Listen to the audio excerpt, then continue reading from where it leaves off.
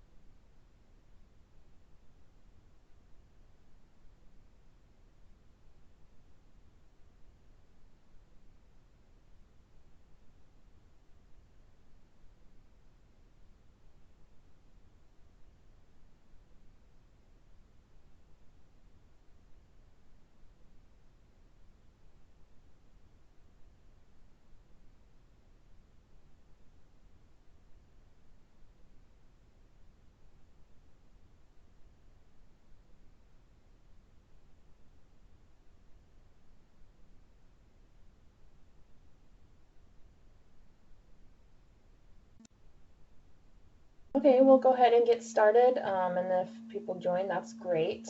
This session is being recorded and will be uploaded on Zoom Grants with the FAQ after this is done, probably tomorrow, or I mean not tomorrow, I guess early next week. Today is Friday. Welcome everybody, thank you for joining us. This is the application workshop Youth Homelessness Demonstration Program, Behavioral Health Supportive Services Only Program, RFQ. It was just released 2 days ago on Wednesday the 16th, and we'll talk more about the RFQ in a minute.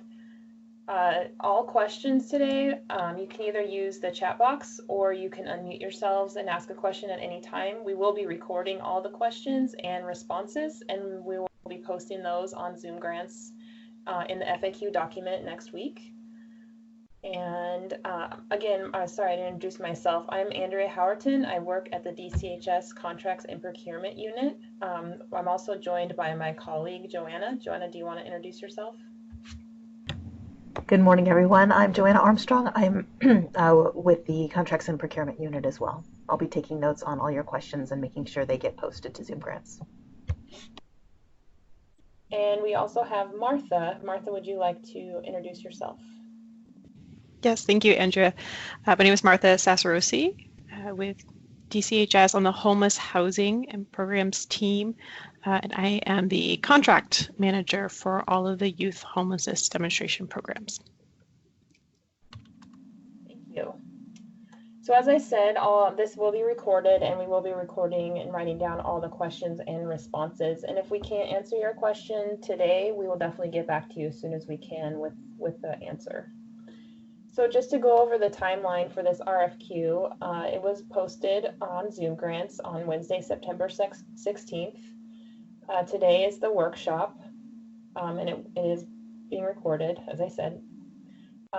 Deadline for written questions is September 30th, which is also a Wednesday.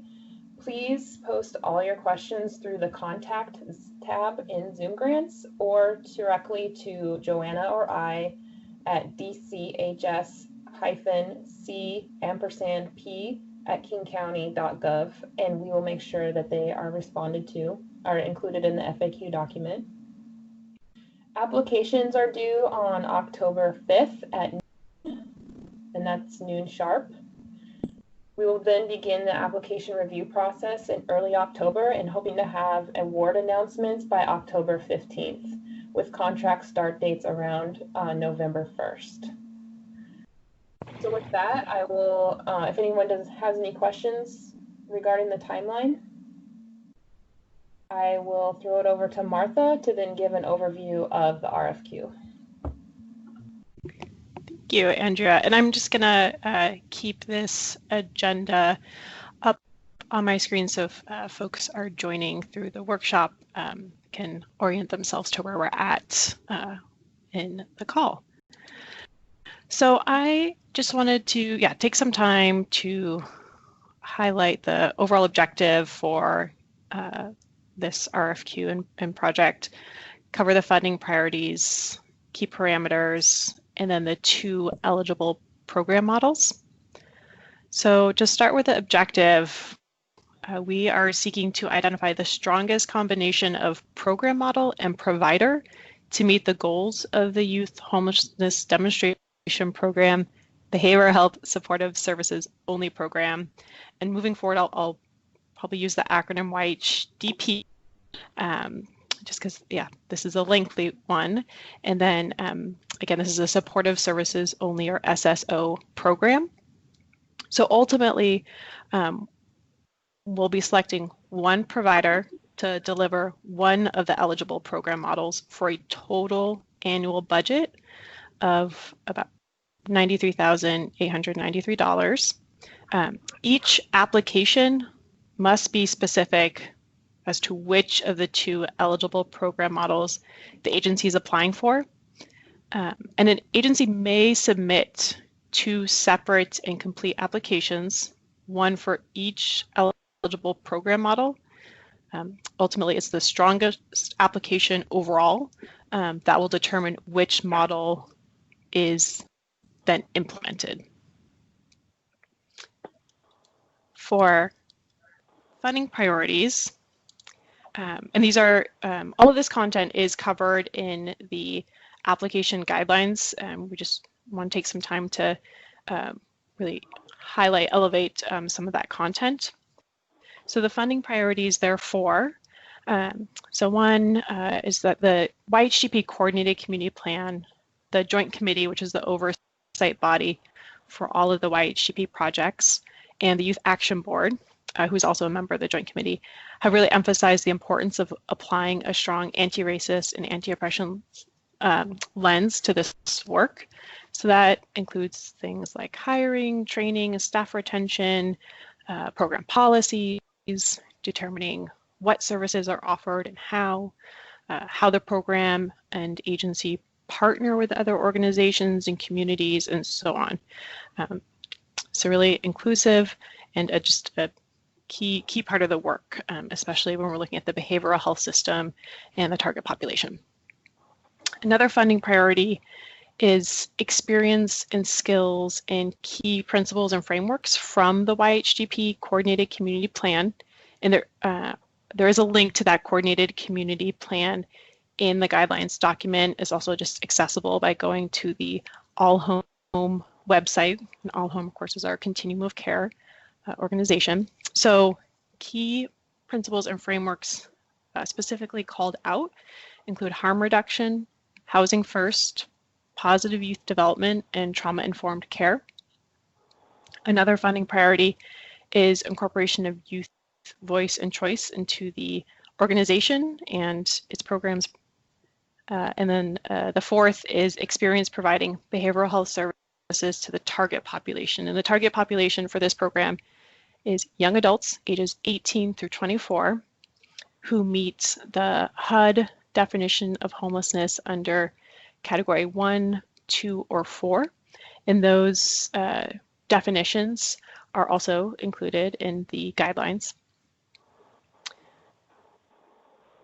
So then looking at the parameters for the program, and these parameters apply to both models. The goal is to reduce entries into homelessness, increase housing stability, and increase service connections for young adults who are experiencing or at imminent risk of homelessness. Again, eligible participants are ages 18 through 24 in King County who meet the HUD definition. This is a supportive services only program type.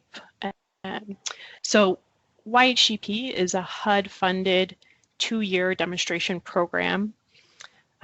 And with HUD funding, this program is designated as supportive services only, which means that there is no funding for housing assistance. It is, and as you'll see, can see in the budget information in the guidelines, there is funding to support staffing, program operating expense, service costs, which are anticipated to include things like mileage for staff, and then grant administration. Another parameter, we have the overall budget total of $93,893 annually. And that funding is dependent on performance and ongoing funding availability. And also, the agency must partner with King County to meet HUD's 25% match requirement. So that match requirement exists for all YHDP and Continuum of Care grant awards from HUD. Match may be provided in cash or in kind. And so it's a requirement that comes along with this fund source. And then for each program model, there's an additional parameter. So for the Peer Life Coach model, there's a limitation that model, if implemented, may not be operated by a HUD-funded joint component housing program. There are only a few of those in our continuum, but just to note that limitation, being navigator program model, that may not be staffed within an existing housing program. In those two models, the Pure Life Coach and Wellbeing Navigator, those models were developed with support and leadership from the YHDP Joint Committee and Youth Action Board, and with the participation of providers and young adults through the Behavioral Health Work Group.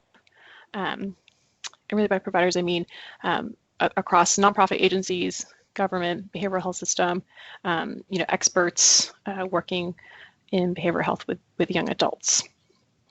And so both were really identified and elevated as being authorized and having the support of the Joint Committee. So I'd like to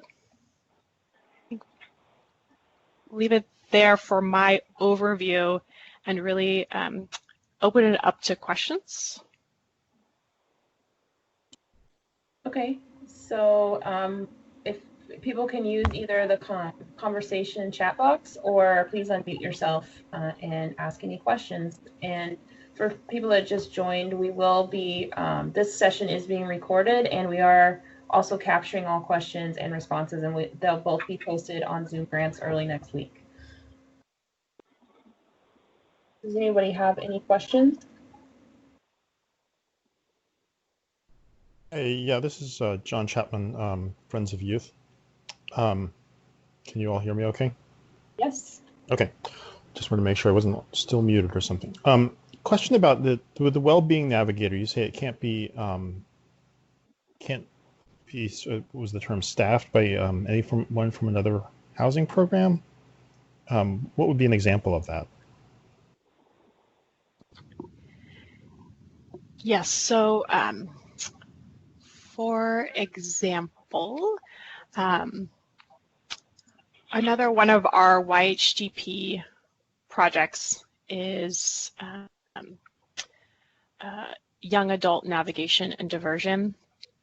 And I just use that as an example because it's another YHDP project. But it is a technically a rapid rehousing component under HUD. And so from HUD's perspective, if the Wellbeing Navigator were staffed within that program, then it would be essentially augmenting a housing program rather than operating a supportive services only program. So the limitation is really at the kind of housing program level, but that limitation does not exist at the agency level. And that doesn't, is that just for a HUD funded? It would be for any housing programs. So, because we want to be sure, as a part of that Wellbeing Navigator model, is that it is open to serving young adults regardless of what housing program they may be served by at the time of enrollment. And then also, I'm sure you've heard this before in other YHDP discussions, but can we talk about the match situation? Do you have a question about the match requirement? Well, I know what the match requirement is, but is the requirement for this contract that the agency will be expected to provide the 25% match, or is there some other arrangement is there some other funding that can be brought into this? There's no predetermined designated match for the project. That said, the approach is that there be a conversation about what other services, maybe outside of the program, may be provided to young adults during their enrollment that may be able to be counted as match. For example, like Medicaid covered behavioral health services. So yeah, there'd be a conversation about how could we, what services, resources can be captured as match. Is there the possibility of philanthropic or non-HUD dollars being committed to the project and covering HUD eligible expenses, and thus be able to count it as match. We also, for the YHDP projects, under the demonstration period, which is a portion of the 12-month budget and time period that this RFQ covers, under the YHDP period, we did receive a waiver from HUD that allows a little more flexibility in how we are calculating match. So for that portion of the project timeline, we have other match resources to leverage from other projects as well. Okay, thank you. Martha? Yes. Hello? Hi. Hi, this is Ken Schlegel from Therapeutic Health Services. Good morning. Good morning, how are you? Good, thanks. Good. So I think you just answered my question, but I just want to clarify. Since we have rapid rehousing and navigator diversion and best starts for kids homeless prevention, as long as an agency we staff outside of those programs, we can still qualify for either model. Is that correct? Yes. Okay. Thank you. Yes.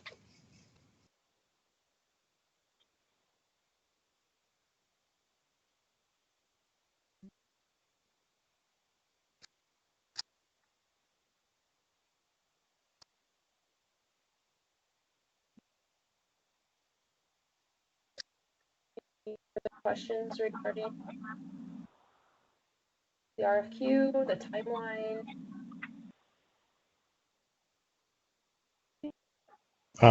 Yeah, I've got another one. For the well-being navigator model, I believe that it stated that the primary referral source would be from the existing NavDiv project. Let me pull that up.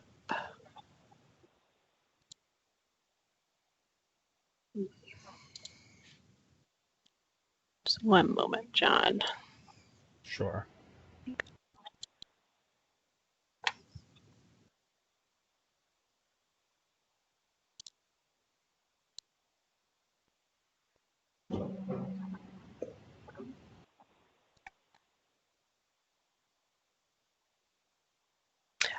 So the primary referral pathway is through any housing navigator, so not just the YHDP housing navigation program, Okay. through the weekly case conferencing meetings.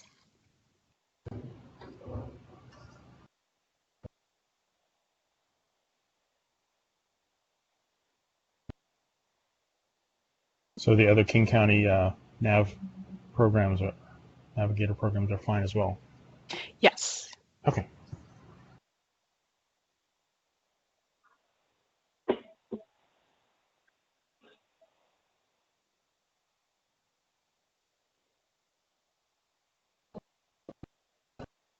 If nobody else has any questions, one more. In the staffing model, you had, for like the well-being navigator, there was 1.0 navigator, 0.1 supervisor. Is there some flexibility to add another level of management there, or is it we're going to be strict? Are you going to be strict about that, like with YET?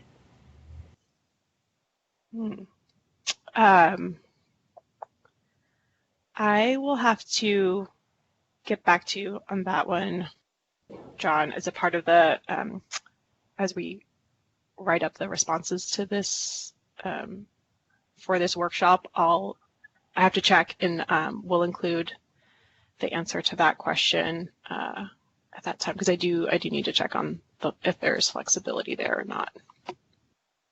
Okay, thank you.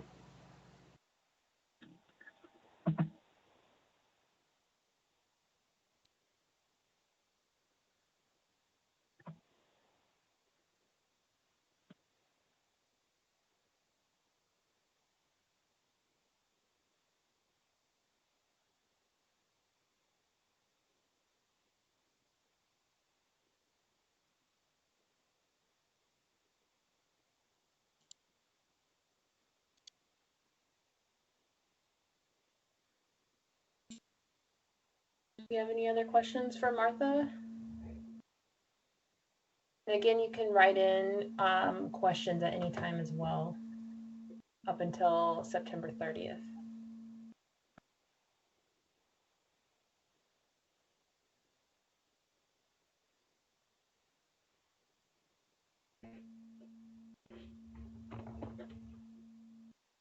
Okay, well, if we do not have any more questions, again, I just want to review the timeline.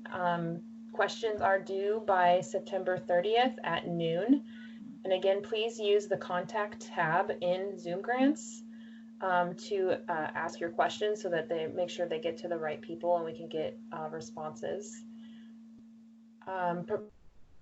Applications are due by noon through Zoom Grants on October 5th.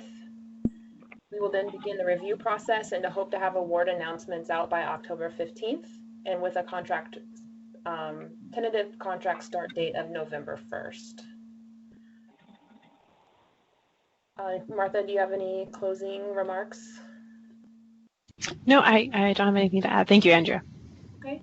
Well, thank you everybody for joining and asking really great questions, and we will get these posted on Zoom Grants early next week. So thank you. Yes, thanks Thank all. you.